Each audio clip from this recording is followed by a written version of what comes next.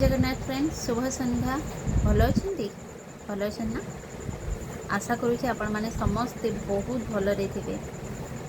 आपण मैंने दुर्गा सप्तशती पाठ करते कि करंतु जदि न करिसेंती एबेठु करनी जदि घरे किसी भी कुप्रभाव कहार रोचे तो बहुत दिन पर्यंत रही आज्ञा यहाँ सर्वदा पाठ करूँ। आउ ए गोटे कथा मन रखिए किसी भी शब्द किसी भी वाक्य भूल न हवा उचित। जदि भूल हुए तार कुप्रभाव आम उपर पड़ जाए। तेणुक यहाँ गोटे ध्यानर सहकारे पाठ करेंगे। एबे आसंतु पठन करिबा। अथ सप्त श्लोकी दुर्गा शिव उवाच देवी तुम भक्त सुलभे सर्वकार्य विधायिने कौड़ौ हि कार्य सिद्ध्यर्थ मुपायं ब्रूहि जत्नतः। इथि महादेव कौन कहिले एबे आसंतु भावार्थ माध्यम बुझी नबा।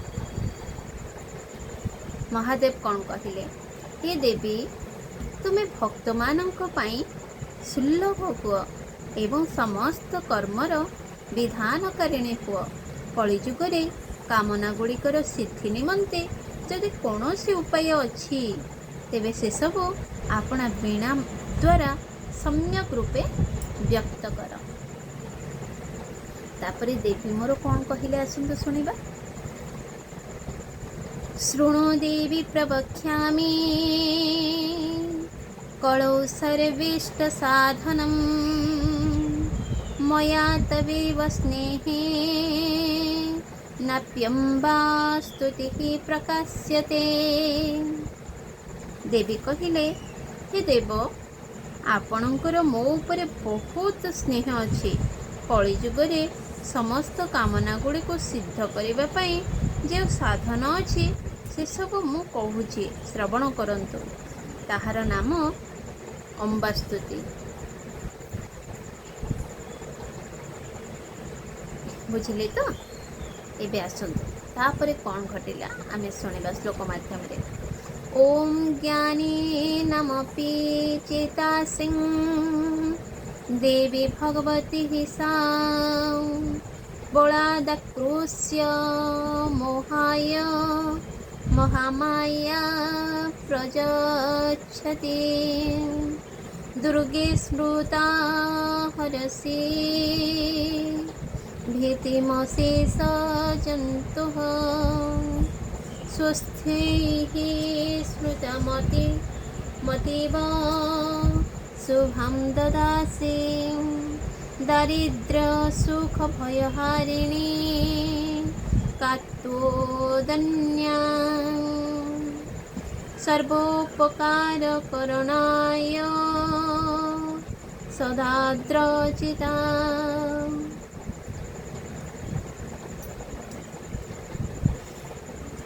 सेहि भगवती महामाया देवी ज्ञानी मानकर चित्त को मध्य बलपूर्वक आकर्षण करी मोहरे निक्षेप करती। मोह माध्यम निक्षेप करती। माँ दुर्गे आपण को स्मरण करने मात्र के आपण समस्त प्राणींकर भय हरण करती एवं स्वस्थ पुरुष माने चिंतन कला मात्र के सेमानंकु परम कल्याणमयी बुद्धि प्रदान करती। हे दुख दरिद्रता एवं भय को हरण करुथिबा देवी आपणक व्यतीत आउ किए बा अछि जहांकर चित्त समस्तंकर उपकार करिबा निमंते सर्वदा दयाद्र रहे। बुझिले तो माँ तो सबु बेले तार पणत कानी को खुला रखी थाए। जेतेबेले पुत्र कि तार कन्या दुखरे पड़ी थिबे ताको हाथ पतेइबे ताको डाकिबे सेतेबेले माँ तार पणत कानी रे घोड़ेकी रखीदेव। बुझिले तो जितेबेले आपण मानकु किछि भी असमय आसुचे आपण माने पूरा ध्यान सहकारे माँ को आराधना करंतु माँ को डाकंतु ମା ଆପଣଙ୍କର ଦୁଃଖ ହରଣ କରିବେ। ରହିଲି, ଜୟ ଜଗନ୍ନାଥ। ପୁନଶ୍ଚ କାଲି ଦେଖାହେବା ଆଉ ଗୋଟେ ନୂତନ ଭିଡ଼ିଓ ମାଧ୍ୟମରେ।